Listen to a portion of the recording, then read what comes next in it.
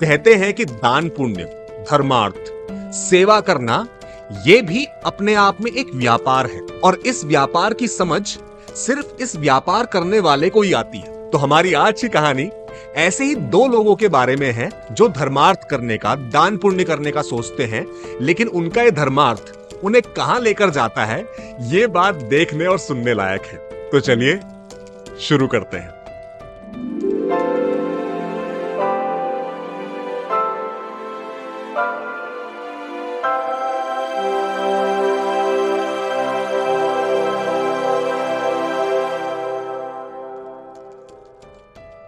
नमस्कार, मेरा नाम है रजत कुमार शर्मा और आपका स्वागत है स्टिल अ स्टोरी स्टूडियो में। अगर आप हमारे चैनल पर नए हैं तो प्लीज इसे सब्सक्राइब कर लें और वो बेल आइकन भी प्रेस कर दें ताकि आपको हर नई कहानी का नोटिफिकेशन मिलता रहे। और कहानी सुनने के बाद प्लीज एक अच्छा सा कमेंट लिखना मत भूलिएगा। तो हमारी आज की कहानी ओ हेनरी की द चेयर ऑफ फिलेंथ्रो मैथमेटिक्स, जिसे हमने सिंपल भाषा में यहाँ मैथ्स प्रोफेसर के नाम से लिखा है। तो ये कहानी है दो ठगों की, एंडी और जेफ, जो कि फ्लोर्सविल नाम की एक जगह में रहते हैं और अलग अलग तरह की स्कीम से, अलग अलग तरह की योजनाओं से लोगों को बेवकूफ बनाकर उनके पैसे लूटते हैं। वो शुरुआत से इस फ्लोर्सविल नाम की जगह में नहीं रहे हैं, क्योंकि अलग अलग जगह से, अलग अलग शहरों में, गांव में लोगों को लूटते लाटते और काफी अच्छे पैसे बनाकर अब वो यहाँ आ पहुंचे। यहाँ अभी तक उन्होंने किसी को नहीं लूटा था, तो किसी को भी उनकी असलियत के बारे में नहीं पता था। और यहाँ आने के बाद उन दोनों के मन में ख्याल आता है कि यार, हमने लूटपाट, लोगों को बेवकूफ बनाना, धोखेबाजी करना, ये बहुत कर लिया।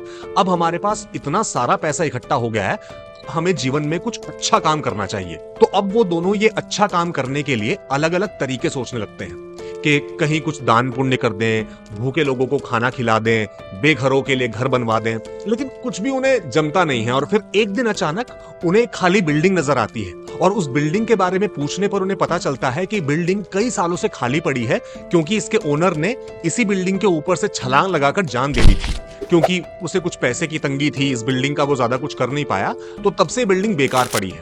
और बस तभी दोनों के मन में ख्याल आता है कि क्यों ना इसी बिल्डिंग के अंदर एक यूनिवर्सिटी स्टार्ट कर दी जाए, लोगों को फ्री एजुकेशन दी जाए। ये बात दोनों समझते थे कि अगर उन्हें जिंदगी में पढ़ाई लिखाई करने का मौका मिला होता तो आज उनकी जिंदगी ऐसी लूटपाट वाली, लोगों को बेवकूफ बनाने वाली नहीं होती।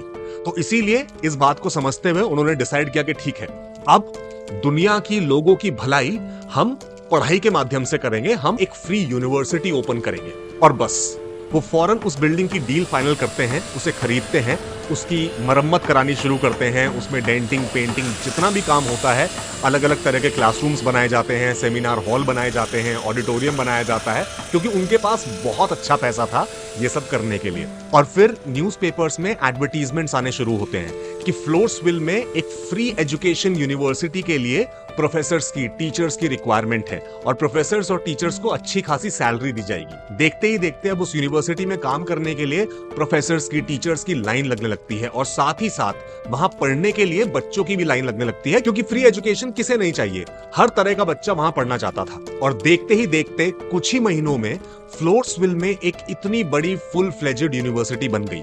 प्रोफेसर्स आ गए, टीचर्स आ गए, यूनिवर्सिटी का स्ट्रक्चर तैयार हो गया। 200 बच्चों ने पहले साल एडमिशन भी ले लिया और एंडी और जेफ फ्लोर्सविल के सबसे बड़े सेलिब्रिटी बन गए, जिनकी वजह से उस शहर के अंदर इतनी रौनक आ गई थी।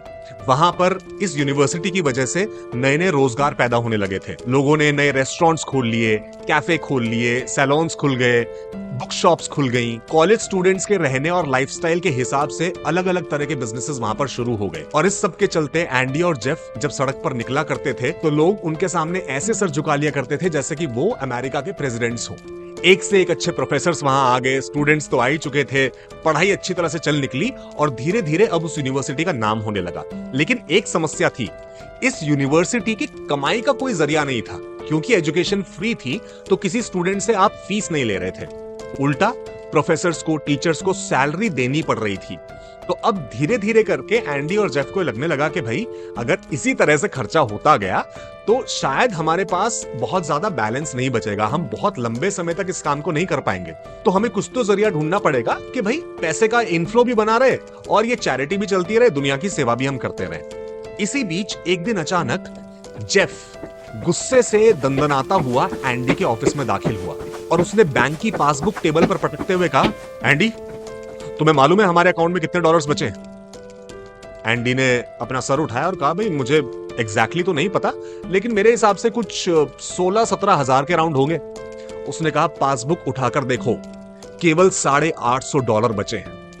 अब ये कहानी आज से 100 साल से भी ज्यादा पुरानी कहानी है। उस वक्त में $850 की भी बहुत कीमत हुआ करती थी, लेकिन $850 इतनी बड़ी फ्री एजुकेशन देने वाली यूनिवर्सिटी चलाने के लिए बहुत नहीं थे।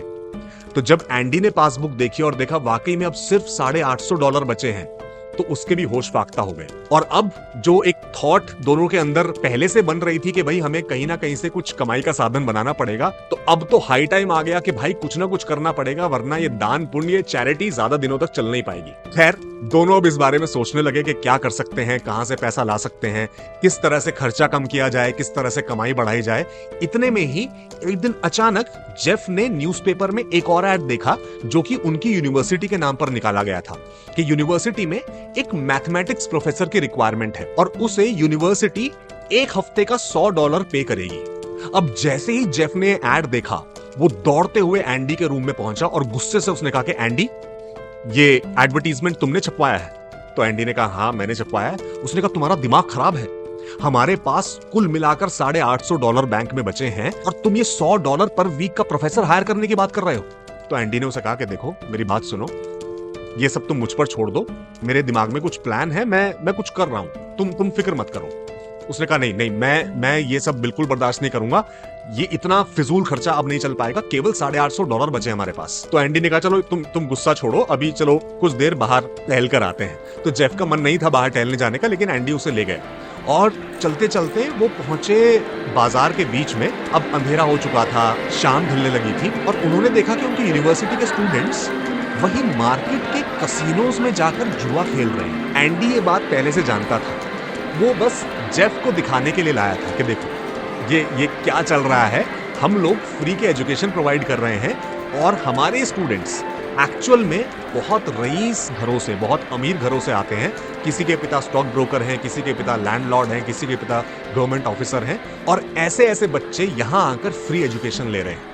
तो उस दिन पहली बार जेफ को समझ में आया कि जो चैरिटी वो करना चाहते थे, वो तो गरीब बच्चों की मदद करना चाहते थे, वो तो उनकी मदद करना चाहते थे जिन्हें पढ़ाई वैसे मिल नहीं सकती, लेकिन यहाँ तो एक से एक रईस खानदान के बच्चे थे।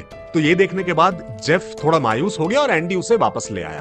कुछ दिनों में पूरे फ्लोर्सविल में, पूरे शहर में क्रिसमस की तैयारियां होने लगी। क्रिसमस आने वाला था, न्यू ईयर आने वाला था और यूनिवर्सिटी भी उसी हिसाब से सजाई जाने लगी। अब वो सब सजावट देखकर, ये सब खर्चे देखकर जेफ का दिल और बैठा जा रहा था। लेकिन क्योंकि एंडी उसके मुकाबले पैसे के मामले में ज्यादा स्मार्ट था, तो उसने अब सब कुछ एंडी पर छोड़ दिया था। उसने ये मान लिया था कि ठीक है, अब एंडी के पास कुछ प्लान है तो वो कुछ करेगा, मैं अब ज्यादा टेंशन लेकर अपना बीपी नहीं बढ़ाने वाला, अब जो करेगा एंडी करेगा।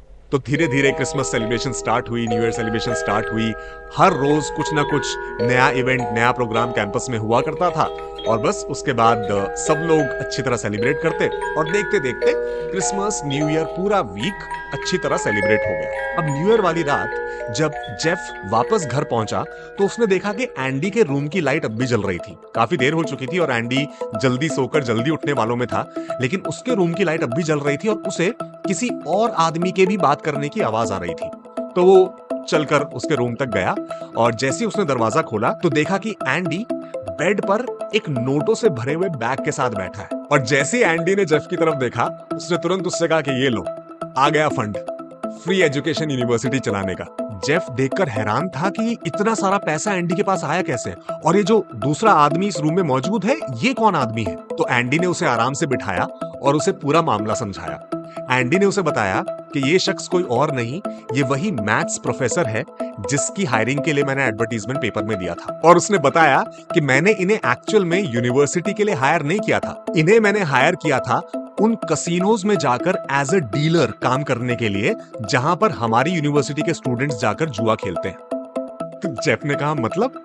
उसने कहा मतलब सिंपल है, जिन कसिनोज में वो जाया करते थे वहां डीलर बनकर ये उन्हें जुआ खिलाते थे और जुआ खिलाने वाले को सबसे ज्यादा फायदा होता है, हमें पता है। और इस पूरे महीने और खासकर इस क्रिसमस और न्यू ईयर वाले हफ्ते इतने स्टूडेंट्स ने जुआ खेला और वो जुए में हारे कि अल्टीमेटली अब हमारे पास $31,000 जमा हो गया। $31,000।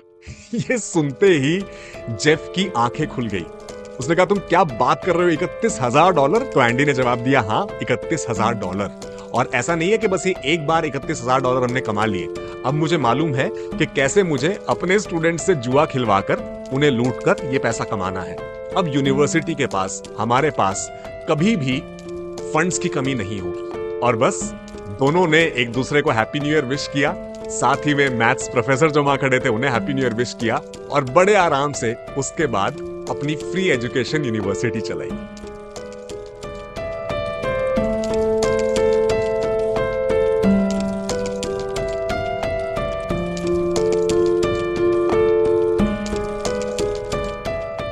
तो जैसा कि हमने कहानी की शुरुआत में बात की कि चैरिटी, दान पुण्य, धर्मार्थ अपने आप में एक व्यापार है, एक तरीका है कमाई करने का। अब जिसे ये तरीका आता है वो इसका फायदा उठा पाता है, और बाकी पूरी दुनिया इस तरीके में किसी ना किसी फॉर्म में कंट्रीब्यूट करती है। तो आशा करते हैं कि आज की कहानी आपको अच्छी लगी। अगर हाँ तो इस वीडियो को लाइक करें, शेयर करें, अपने विचार, अपना फीडबैक कमेंट सेक्शन में लिखना बिल्कुल ना भूलें, और हमारे चैनल को सब्सक्राइब कर लें। और अगर चाहें तो नीचे दिए गए नंबर पर हमें सपोर्ट कीजिए।